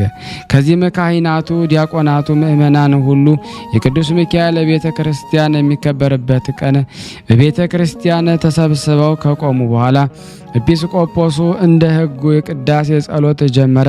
በዚህች አገር ጋኔን ያደረበት አንድ አይሁዳዊ ሰው ነበርና እሱም መላ አካላቱ ለምጽ ወጥቶበት የሚጨነቅ ጥርሱን የሚያፏጭ የሚያሰቃይ በጽኑ ደዌ የተያዘ ነበረ። ከደዌም ጽናት የተነሳ ሰውነቱ ሁሉ እንደ ድንጋይ ደርቆ ነበረ። የመላእክት አለቃ የቅዱስ ሚካኤል ቤተ ክርስቲያን የሚከበርበትና የሚቀደስበት ቀን እንደደረሰ በሰማ ጊዜ ከመኝታው ተነስቶ ልብሱን ለውጦ የክርስቲያንን ልብስ በመልበስ ፍጹም ክርስቲያን መስሎ ከቤተ ክርስቲያን ገብቶ ከሕዝቡ ጋር ቆመ። ኤጲስቆጶሱም ቅዳሴ ቤተ ክርስቲያኑን በፈጸመ ጊዜ የተቀደሰበትን ቅዳሴ ጠበል በቤተ ክርስቲያን ዙሪያና ግድግዳውን ሁሉ ሲረጭ ያ አይሁዳዊ በቆራጥ ልብ እና በጽኑ ሃይማኖት ቅዳሴ ጠበሉን ተቀብሎ ራሱን ረጨ፣ ሰውነቱን ሁሉ ታጠበበት። የመላእክት አለቃ በሆነ በቅዱስ ሚካኤል ስዕል ፊት የሚያበራ የቀንዲል ዘይትም ወስዶ እንዲህም እያለ ተቀባ። አቤቱ ጌታዬ ቅዱስ ሚካኤል ሆይ ከዚህ ጽኑ ደዌ ፈጥነ ፈውሰኝ፣ ከዚህ ከክፉ የለምጽ በሽታም አድነኝ። ከዚህ ሁሉ በሽታ ብታድነኝ ለቤተ ክርስቲያን ምንም ያልተቀላቀለበት ንጹሕ የሆነ 20 ወቄት ወርቅ እሰጥሃለሁ። በጌታችን በኢየሱስ ክርስቶስ ስም ተጠምቄ ፍጹም ክርስቲያን ሆናለሁ። የወልድ የእግዚአብሔር ሰው መሆኑንም አምናለሁ። ስለ አዳም ሔዋን ስለ ልጆቻቸው ሲል ከዳዊት ወገን ከተወለደች ከእመቤታችን ከስጋዋ ስጋ ከነፍሷ ነፍስ ነስቶ መወለዱን በትክክል ተቀብዬ አምናለሁ። ባለ የሕይወት ዘመኔ ሁሉ ለቤተ ክርስቲያን ሳገለግል እኖራለሁ አለ። ይህንን ከተናገረ በኋላ እንቅልፍ አለውና በዚያች ሌሊት በዚያው በቅዱስ ሚካኤል ቤተ ክርስቲያን ውስጥ ተኝቶ አደረ። ከእንቅልፉም በነቃ ጊዜ ሰውነቱ ሁሉ በሙሉ ጤንነት ላይ ሆኖ ከለምጹ ተፈውሶ ከበሽታውም ድኖ አገኘው። ከዚህ በኋላ በታላቅ ደስታ እግዚአብሔርንና ቅዱስ ሚካኤልን እያመሰገነ ወደ ቤቱ ገባ። ያም አስቀድሞ የሚያስጨንቀው የነበረ ጋኔን ከሱ ተለይቶ ወጣ። በሰውነቱ ላይ ይታይ የነበረ ለምጹም ጠፋ። ፈጽሞ ከሰውነቱ ላይ አንዳችም የበሽታ አይነት የቀረ አልነበረም። ፍጹም ጤነኛ ሆነ። ያም አይሁዳዊ ከጽኑ ደዌ ፈጽሞ በዳነ ጊዜ ለቅዱስ ሚካኤል ቤተ ክርስቲያን እሰጣለሁ ብሎ ቃል የገባበትን ያን 20 ወቄት ንጹሕ ወርቅ ሰጠ። በዚያን ጊዜ ፈጥኖ ወደ ኤጲስቆጶሱ ዘንድ ሄደና ቅዱስ ሚካኤል ያደረገለትን ተአምራት ሁሉ ነገረው። ከለምጹ እንዳዳነውና ካደረበት ጋኔን እንዴት እንዳላቀቀውም አስረዳው። ከዚያም ኤጲስቆጶስነቱን አባቴ ሆይ ከዛሬ ጀምሮ ክርስቲያን ሆን ዘንድ እፈቅዳለሁ፣ ስለዚህ አጥምቀኝና ከቅዱሳኑ ማህበር አንድ አድርገ ደመረኝ እያለ ለመነው። ኤጲስቆጶሱም እሺ ብሎ ከቤተሰቡና ከዘመዶቹ ጋር ጠመቀውና ክርስቲያን አደረገው። ከዚህ በኋላ ያ አይሁድ ሰው በጸናች ሃይማኖት ጸንቶ በበጎ ስራ ተጠምዶ የቅዱስ ሚካኤል ቤተ ክርስቲያን ለማገልገል ወሰነ። እንዲሁም በጨለማ ለነበሩ ሰዎች ብርሃን ወጣላቸው። በድንቁርና በቀቢጸ ተስፋ ለነበሩ ሰዎች ዕውቀት ተገለጸላቸው። በክደት በኃጢአት ለነበሩ ንስሐ ተሰራላቸው፣ ሃይማኖቱን ተሰጣቸው ተብሎ በነቢዩ እንደተናገረ ቅዱስ ሚካኤል ፈጽሞ ከነበረበት ጨለማ ወደ ብርሃን እንዴት እንደመለሰውና ያደረገለትን ተአምራት ሁሉ ለሕዝቡ ሲናገር ኖረ። እንግዲህ ይህ አይሁዳዊ ከሚያሰቃየው ጋኔን ከሚያስጨንቀው ሕመም ኃጢአት ድኖ አዳኝ የሆነ የክርስቶስ ብርሃን እንደበራለትና ይቅርታን የቸርነትን መልእክተኛ የሆነ በቅዱስ ሚካኤል ጸሎት ልመና ከአረማውያን ወደ አማናዊነት እንደመለሰው አይነ ልቦናውን አብርቶ የሥላሴን አንድነት ሶስትነት ለማወቅ እንዳስቻለው የወንጌል ልጆች የሆንን እኛንም በስዕለቱ በአማላጅነቱ አይለየን፣ በከንቱ እንዳንጠፋ ከሰይጣን ወጥመድ ያድነን፣ ከሰራዊቱ ሁሉ ጋር በቸርነቱ ይመግበን። ሰውን የሚያስቱ ሰራዊት ሳጥናኤል አይተው ይሸሹ ዘንድ ሰይፈ ረድኤቱ ከጎናችን አይራቅ። ቅሚያን የተመሉ ወላዲያን ሐሰት ሐሳውያን መሲሖችም ከሆኑ ጥልቀቱ ከማይገኝ ከተንኮላቸው ባሕር እንዳንሰጥም ይጠብቀን፣ ከወጥመዳቸው እንዳንገባ በከንፈ ረድኤቱ ይሰውረን። ከዚህም ሁሉ በቸርነቱ በመጋረጃ ይሰውረን ዘንድ ሁል ጊዜ እየመጣ ይጎብኛል። ከቀድሞ ጀምሮ ቂም በቀል የሌለበት የምሕረት አማላጅ ነው። ኃይለ ጸሎቱና አማላጅነቱ ከኔ ከሥላሴ ማኅበርተኞች እንዲሁም ከቅዱሳን ዝክር ቤተሰቦች ከክፉ ነገር ሁሉ ይጠብቀን እስከ ዘላለሙ ድረስ አሜን። አንድ አምላክ በሆነ በአብ በወልድ በመንፈስ ቅዱስ ስም በማመን በባህሪ በሕልውና አንድ አምላክ ብለን አምነን ሰኔ በባተ 12 ቀን የመላእክት ሁሉ አለቃ የሆነ የቅዱስ ሚካኤል የበዓሉ መታሰቢያ እንዲከበር እንናገራለን። ልመናው አማላጅነቱ ከኔና ከእናንተ ከሁላችን ሕዝበ ክርስቲያን ላይ ጸንቶ ለዘላለሙ ይኖር አሜን። የሚከበረትበት ምክንያት እንዲህ ነው። እስክንድሪያ በምትባል አገር አካልኡ በጥራ የተባለች የግብፅ ንጉሥ ልጅ ዙሃል በሚባል ኮከብ ስም ያሰራችው ታላቅ ቤተ ጣዖት ወይም አዳራሽ ነበርና በየዓመቱ ሰኔ በባተ በየ12 ቀን ሕዝቡ ተሰብስቦ ታላቅ በዓል ያደርጉ ነበረ። በዚያም አዳራሽ ውስጥ በዚያች አገር የሚኖሩ ሰዎች ዘንድ የሚፈራና የሚከበር ስሙ ዙሃል የሚባል የብርሃት ጣዖት ነበረ። በዓሉ የሚከበረበት ዕለት ብዙ ፍሪዳ ይታረድ ነበረ። አባ እለእስክንድሮስ የተባለ እስከ ተሾመ ድረስ ለዚያ ጣዖት ክብር እየሰጡ በዓል እያደረጉ ለብዙ ዘመን ቆዩ። ይኸውም የ300 ዓመት ምህረት ተፈጽሞ የ4ኛው ምዕተ ዓመት መካከል ላይ ነበረ። አባ እለእስክንድሮስም በእስክንድሪያ አገር ሊቀ ጵጵስና በተሾመ ጊዜ ያን ጣዖት ይሰብረው ዘንድ ወዶ ሳለ በሀገሪቱ ያሉ አንድ ወግ አጥባቂዎችና አድሃሪያን ከለከሉት። ነገር ግን ቆስጠንጢኖስ ጻድቅ በነገሰ ጊዜ የክርስትና ሃይማኖት ስለተስፋፋች አባ እለእስክንድሮስ ዳግመኛም ይህ ጣዖት ሊሰብር ተነሳሳ። አሁንም እነዚያ ሰዎች የዚህን የጣዖት በዓል ስናከብር ብዙ ጊዜ ልምድ አለንና አተስበረው ሲሉ ከለከሉት። ኖ ይህ ጣዖት እያለ ካንተ በፊት 18 ሊቃነ ጳጳሳት ነበሩ። ነገር ግን ልማዳችንን ሳይለውጡ በስም ላይ ደግሞ አንዳችም ተቃውሞ ሳያደርጉ አልፈዋል አሉት። አባ እለእስክንድሮስ ግን ይህ ጣዖት የሚያጠፋ እንጂ የሚያለማ ወይም የሚጠቅም አለመሆኑን መላልሶ ነገራቸው። ብዙ ማስረጃም አቀረበላቸው። እሱን ደግሞ የሚያከብር ሁሉ ሰይጣናትን እንደሚያመልክ ሆኖ መቆጠሩን ገለጸላቸው። ዳግመኛ አባ እለእስክንድሮስ እንዲህ አላቸው፣ ምክሬን ብትሰሙ ሐሳቤን ብትቀበሉ ይህን በዓል ቀድሞ እንደነበር አድርጌ እሰራላችኋለሁ። ይህን ጣዖት ሰብረን ምኩራቡን ባርከን ቅዱሱን ቤተ ክርስቲያን ሰርተን ክብር በሆነ በቅዱስ ሚካኤል ስም ሰይመን ታላቅ በዓል እናደርግለታለን። መስዋዕቱንም ለልዑል እግዚአብሔር ይሆናል። የሚታረዱትም በጎች፣ ሰንጋዎች ለችግረኞች፣ ለጦም አዳሪዎችና ለአንካሶች መሰጠት አለባቸው። ስለዚህም ክብር ምስጋና ይግባውና ከጌታችን ከኢየሱስ ክርስቶስ ዘንድ ክብር የሆነ ቅዱስ ሚካኤል ክብር ያሰጣችኋል አላቸው።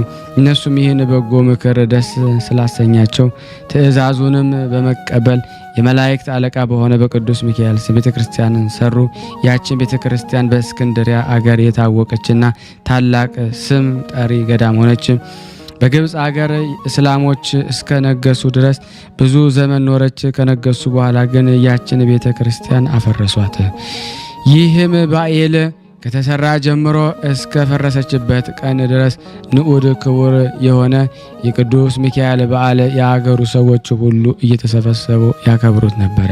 እነሱም መካከል እግዚአብሔር እጅግ አድርጎ የሚፈራ ወር በገባ በየ12 ቀን የቅዱስ ሚካኤልን ዝክሩን የሚዘክርና ይልቁንም በኅዳር 12ና በሰኔ 12 ቀን በታላቅ ክብር የሚያከብር አንድ ሰው ነበረ። እግዚአብሔርን ለሚፈራ ሰውም ርኅራኄ የሌለው በሱ ላይ ደግሞ ጥላቻ ያደረበት ባለጸጋ ጎረቤት ነበረው። የቅዱስ ሚካኤልን በዓል የሚያከብርበት ጊዜ ሁሉ ይዘባበትበት፣ ይሳለቅበት ነበረ። ይህ እግዚአብሔር የሚፈራ ሰው በዚያን አይነት በጎ ሥራ ብዙ ጊዜ ከኖረ በኋላ ከዚህ ዓለም ድካም ያርፍ ዘንድ የሞቱ ጊዜ ቀረበ። ሚስቱንም ጠርቶ በጎ ሥራንም ከመስራት ለድሃ ከመመጽወት ቸል አትበይ፣ የቅዱስ ሚካኤልን በዓል በየወሩ ከማክበር አትቦዝኝ፣ ይልቁን በኅዳር 12 ቀን ከፍ ባለ ስነ ሥርዓት እንድታከብሪ አደርግሻለሁ አላት። በሚሞትበትም ጊዜ ሚስቱ ጸንሳ ነበረ። ይህም ሰው ደግሞ በሰላም አረፈና ፍጹም መንግሥተ ሰማያትን ወረሰ። ከዚህም በኋላ ሚስቱ የመውለጃዋ ጊዜ ተቃርቦ ነበርና ምጥ ይዟት በታላቅ ጭንቅ ላይ እንዳለች አንተ የእግዚአብሔር መልአክ ሆይ በእኔ ላይ ይቅርታን አውርድ፣ ከዚህ ከደረሰብኝ ጭንቅ ይገላግለኝ ዘንድ ስለ እኔ እግዚአብሔር ለምንልኝ፣ አንተ ከእግዚአብሔር ዘንድ ታላቅ ባለሟልነትን ተሰጥቶሃልን እያለች ለመነችው። ይህን በምትልበት ጊዜ ያለችበት ቤት ብርሃን ተሞላ፣ ከጭንቀቷም ዳነች። መልአኩ በጣም ያማረ ወንድ ልጅን ሰጣት። የእግዚአብሔር መልእክተኛ ቅዱስ ሚካኤልም ከሰማይ ወርዶ ያን ሕፃን ባረከውና ቸርነት ርኅራኄ የሌለውን የዚህን ባለጸጋ ገንዘብና ሀብት እርሻውን ሁሉ ይህ ሕፃን እንዲወርስ እግዚአብሔር አዟል አለት። ያን ጊዜ ያ ባለጸጋ ከበሴትዮዋ ቤት መስኮት አጠገብ ሆኖ ሁኔታውን ሁሉ ይመለከት ነበረ። ይህን ነገር በሰማ ጊዜ ልቡ በታላቅ ሐዘን ተነካ። ሕፃኑንም የሚገልበትን ምክንያት የሚፈልግ ጀመር። ነገር ግን እግዚአብሔር በቅዱስ ሚካኤል ጸሎት ብላቴናውን ከክፉ ነገር ሁሉ ይጠብቀው ነበረ። ብላቴናውም 10 ዓመት በሆነው ጊዜ እናቱ በጣም ችግር ጸናባት። በዚያን ጊዜ እምነት የጎደለው ያ ባለጸጋ አንቺ ችግረኛ ስለሆንሽ ይላከኝ ያገለግለኝ ዘንድ ልጅሽ ሰጨኝና ምግቡንና ልብሱን ምንም ሳላጎድል ሰምከባከብ ያኖረዋለሁ፣ ለአንቺም 20 ወቄት ወርቅን ሰጥሻለሁ አላት። ይህንን ባለ ጊዜ ስለ ችግሯ በጣም በመደሰት ልጇን ሰጠችውና 20ውን ወቄት ወርቅ ተቀበለች። ብላቴናውንም በወሰደ ጊዜ እንግዲህ ሐሳቤ ሁሉ ዛሬ ተፈጸመልኝ አለ። በጣም ደስታ ተሰማው። ከዚህ በኋላ በልጁ ቁመት ልክ ሳጥን አሰርቶ ሕፃኑን በሳጥኑ ውስጥ አግብቶ ከቶ በላዩ ላይ ደግሞ ቆለፈበትና ሳጥኑን ወስዶ ከባሕር ጨመረው። እንዲሁም ደግሞ የሳጥኑን ቁልፍ መክፈቻ አብሮ ሰወረው። ነገር ግን በእግዚአብሔር ፍቃድ ያ ሳጥን ሳይሰጥም በባህር ላይ ደግሞ እየተንሳፈፈ ከዚያች ሀገር ርቃ ወደምትገኝ የባህር ወደብ ደረሰች። በባህሩ አካባቢ በጎቹን አሰማርቶ የሚጠብቅ አንድ ሰው ነበርና ያን ሳጥን ባየ ጊዜ በባህሩ አወጣውና ወደ ቤቱ ወሰደው። ቤቱን በደረሰ ጊዜ ይህን ሳጥን በምን እከፍተዋለሁ እያለ ሲያወጣ ሲያወርድ ተመልሶ ወደ ባህሩ ሄደ። በሄደም ጊዜ እግዚአብሔር አሳሰበው። በሄደም ጊዜ አንድ አሳ የሚያጠምድ ሰው አገኘ። ያ በግ ጠባቂ አሳ አጥማጁን በእኔ ስም መረብን ወደ ባህር ጣል፣ የተሰገረውን አሳ ለእኔ ይሆናል፣ ዋጋውን ግን እከፍልሃለሁ አለ። አሳ አስጋሪው እንደተነጋገረ መረቡን ከባህር ቢጥል ታላቅ አሳ ተያዘና ለሰውም ሰጥቶ ዋጋውን ተቀበለ። እሱም ያን አሳ ከቤተሰቦቹ ጋር ጠብሶ ይበላ ዘንድ በችኮላ ወደ ቤቱ ሄደና የአሳውን ሆድ ቢሰነጥቀው የዚያን የሳጥን ቁልፍ መክፈቻ አገኘ። በዚያን ጊዜ ይህ መክፈቻ የዚህ ሳጥን ቁልፍ መክፈቻ መሆን አለበት ሲል አሰበና ቁልፉን ለመክፈት ቢሞክር ወለል ብሎ ተከፈተ። በዚህም እየተደነቀ ሳለ ሳጥኑን ቢከፍት ያ ባለጸጋ ሊገድለው ያሰበውን ሕፃን በሳጥኑ ውስጥ አገኘው። ባየው ጊዜ እጅግ ተደስቶ በባህር ውስጥ ስላገኘው ስሙን ባሕራን ብሎ ሰየመውና አንድ ልጅ አድርጎ እንደ ልጁ አድርጎ ይንከባከበው ዘንድ ወሰነ። ከባሕራን ሀገር የበግ ጠባቂ አገር የ10 ቀን ጎዳና የሚያስኬድ ርቀት ነበረው። ከብዙ ዓመታት በኋላ ያ ባለጸጋ ሰው ለንግድ ከሀገሩ በመጣ በጉዞም ላይ ሳለ ፀሐይ ስትገባ ከዚያ የበግ ጠባቂ ዘንድ ደረሰ።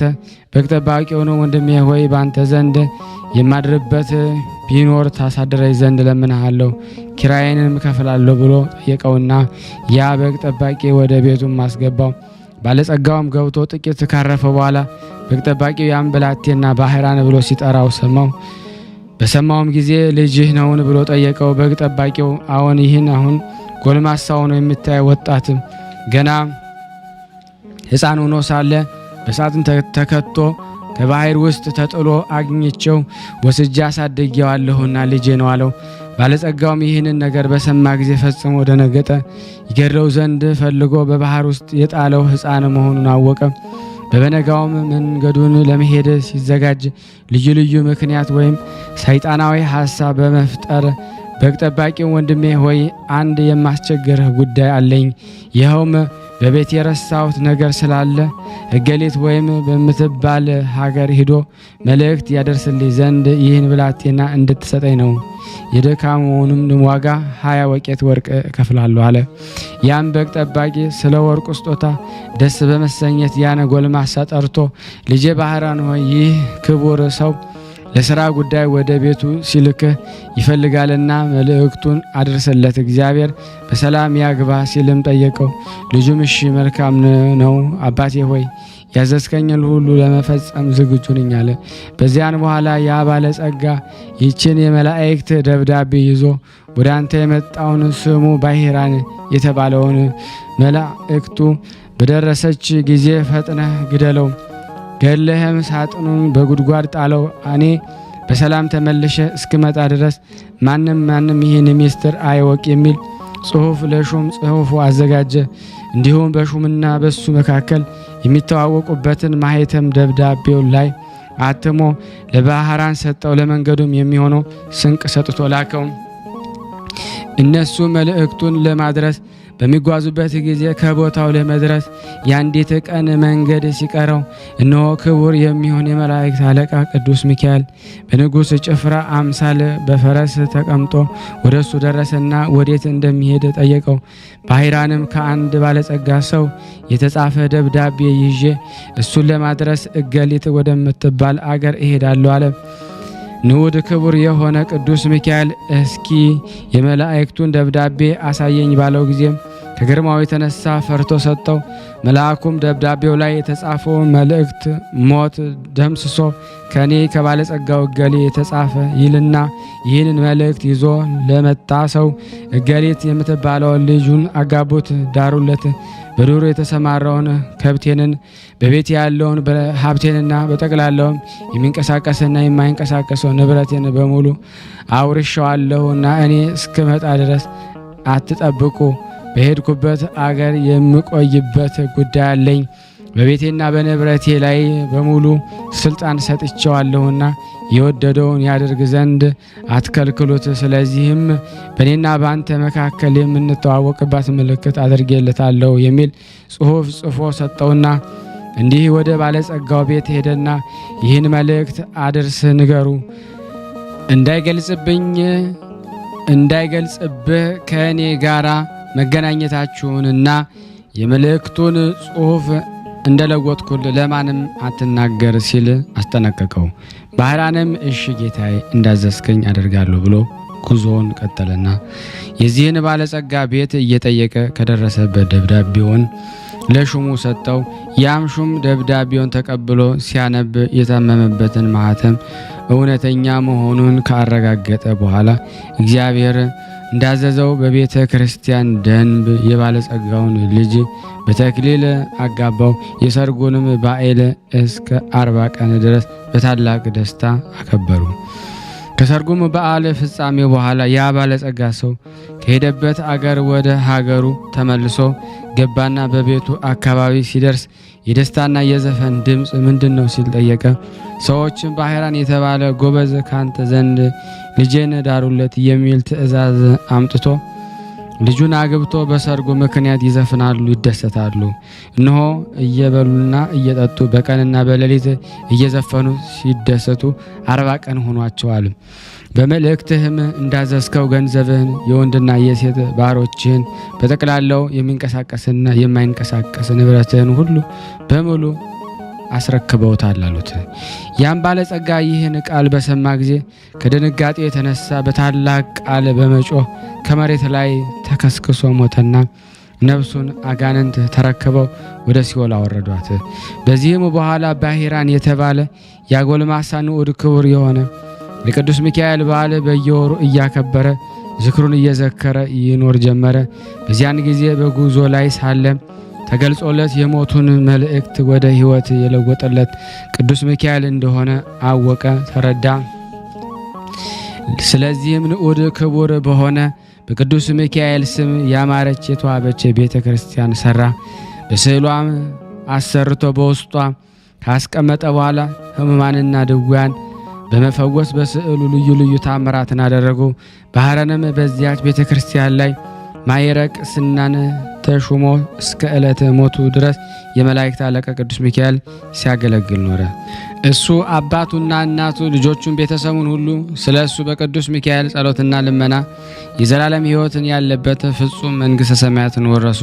በዚያች እግዚአብሔር ወልድ ከሙታን ተለይቶ በተነሳባት ዕለት ቅዱስ ሚካኤል በእግዚአብሔር ዙፋን ፊት እየሰገደ እንዲህ እያለ ይማልዳል። አቤቱ ፈጣሪ ሆይ በምድር ላይ ስሜን የሚጠሩትን መታሰቢያን ዝክር የሚዘክሩትን ትምርልኝ ዘንድ እኔ አገልጋይ መልእክተኛ እለምንሃለሁ። በቸርነትና በይቅርታ ሻለው እውነት በሆነ ማሂላ አንተ ይቅር ባይነህና ክቡር ምስጋና ይገባውና እግዚአብሔር እንዲህ ሲል ይመልስለታል። የመላእክት አለቃ ቅዱስ ሚካኤል ሆይ በሰማይ ያሉ መላእክት ይለምኑሃል። እንሆ እኔም እሳታውያን በሆኑ ክንፎች እየታቀፍክ 3 ጊዜ ከሲኦል ነፍሳትን ታወጣ ዘንድ አዛለሁ። ሁሉን ለማድረግ እንድትችል ስልጣን ሰጥቻለሁ አለው። የመላእክት አለቃ ቅዱስ ሚካኤል ይህን የቸርነትን ቃል በሰማ ጊዜ እጅግ ተደሰተ። እንዳዘዘው በምድር ላይ መታሰቢያውን የሚያደርጉትን ነፍሳት 3 ጊዜ በክንፍ እየታቀፈ አውጥቶ ባሕረ እሳትን አሻገራቸው። የሊህም ነፍሳት ቁጥራቸው እጅግ የበዛ ስለሆነ ከእግዚአብሔር ቁጥራቸው የሚያውቀው የለም። ወንድሞቼ ሆይ እንግዲህ ንዑድ ክቡር የሆነ የቅዱስ ሚካኤልን በዓል በሚቻለ መጠን ከማክበር አንቆጠብ። ክብር ምስጋና ይግባውና በጌታችን በቅዱስ ወንጌል እንደተናገረ ቀዝቃዛ ውሃ ስንኳን ለጠማው የሚያጠጣ ሁሉ ዋጋውን አያጣምና። አሁንም የእግዚአብሔር ቸርነት እንለምን።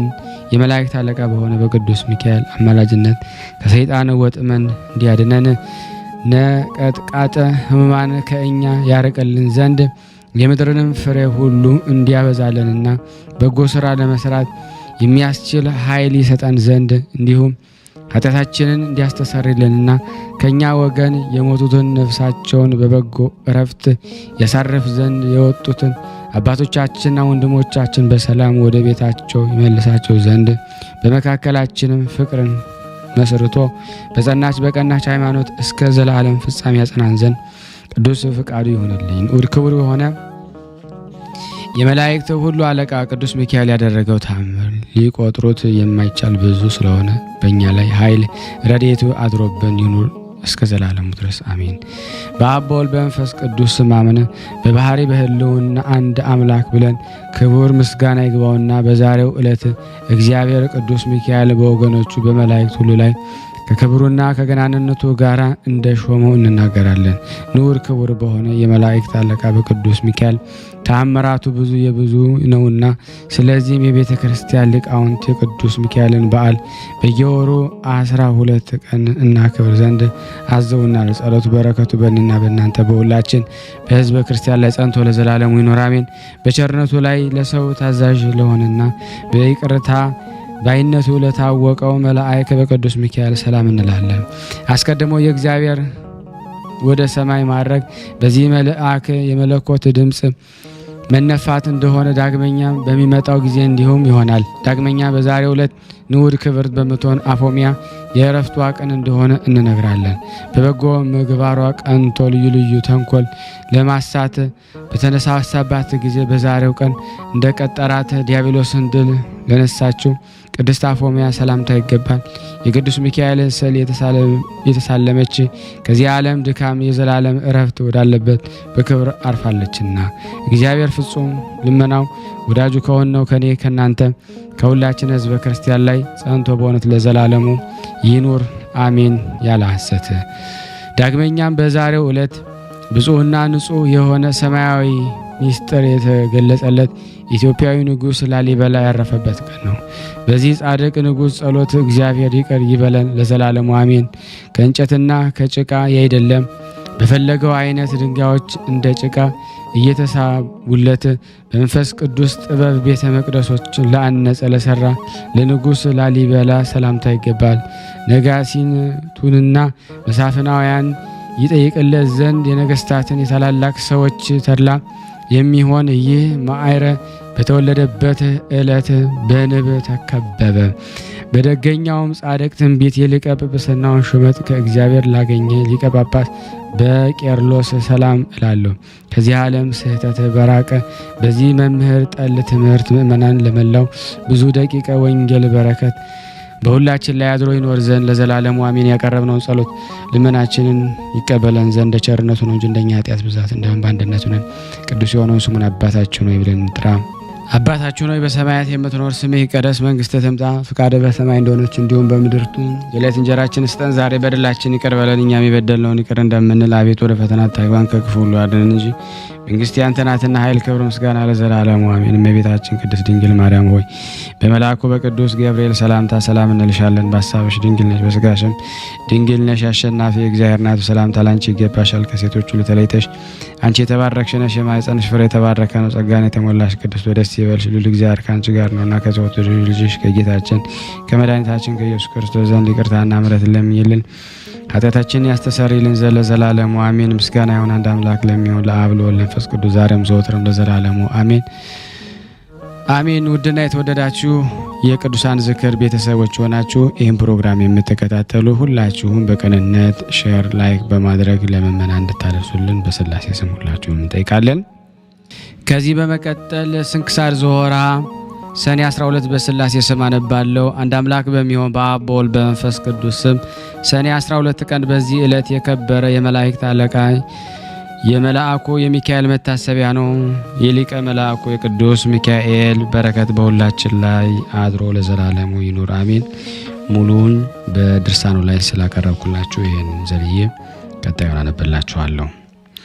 ዳግመኛ በዚህች ቀን እግዚአብሔር የሚፈራ አስተራኒቆስ የሚስቱ የቅድስት አፎሚያ የዕረፍቷ መታሰቢያ ነው።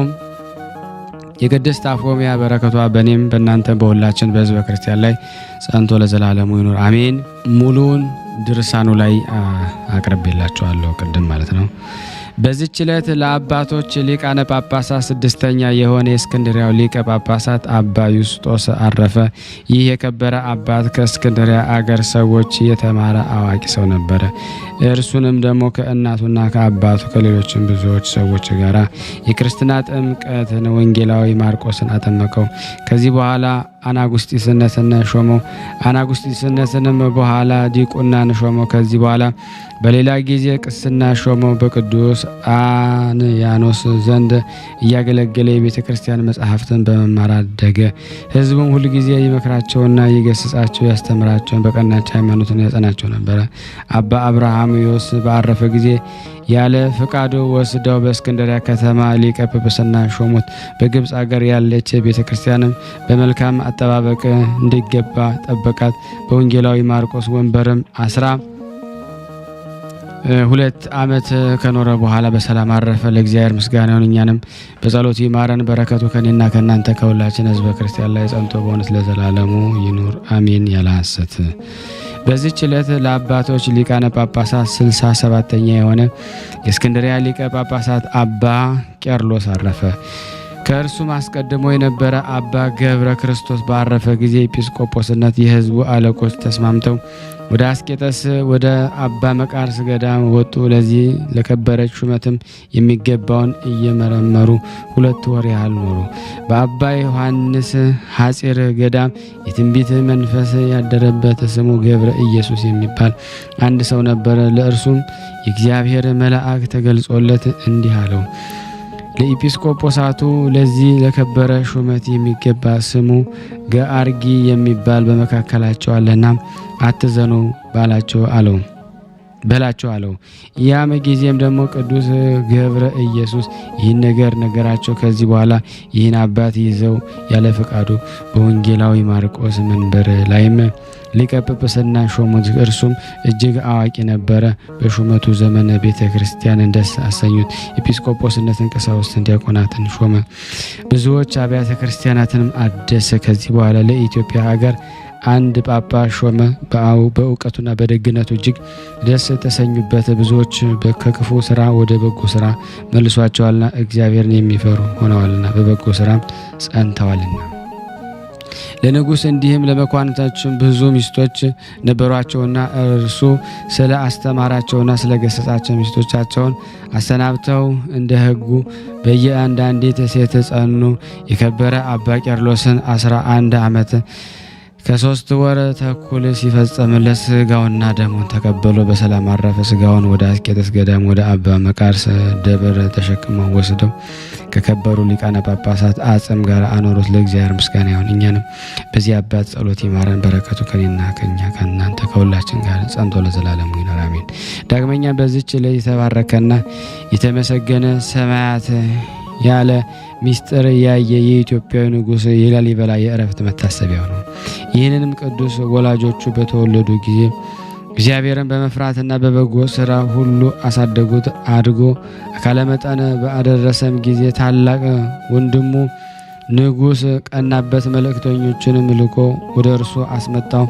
ምክንያቱም ሽቶ ከ3 እስከ 7 ዓመት እስከ ሰዓት እንዲርፍበት አዘዘ። ከዚህም በኋላ በፊቱ እንዲያቆሙት አዘዘ። ባቆሙትም ጊዜ የደረሰበትን ጉዳት እንደሌላ አይተው ንጉሡን መኳንንት ሁሉ አደነቁ፣ የእግዚአብሔርን መልአክ በግርፋት ሰውሮታልና። ከዚህ በኋላ ወንድሙ ንጉሥ በአንተ ላይ ስላደረግኩት ክፉ ስራ ወንድሜ ሆይ ይቅር በለኝ ብሎ ለመነው። እርሱ በእርሳቸውም ታረቁ። ከዚህ በኋላ እግዚአብሔር መንግስትን አወረሰው። መንግስትንም በዚያ ጊዜ እግዚአብሔርን በሚያገለግልበት ስራ በረታ። ሁል ጊዜ ለድሆች ለምስኪኖችም ለችግሮችም የሚመጸውት ነበረ።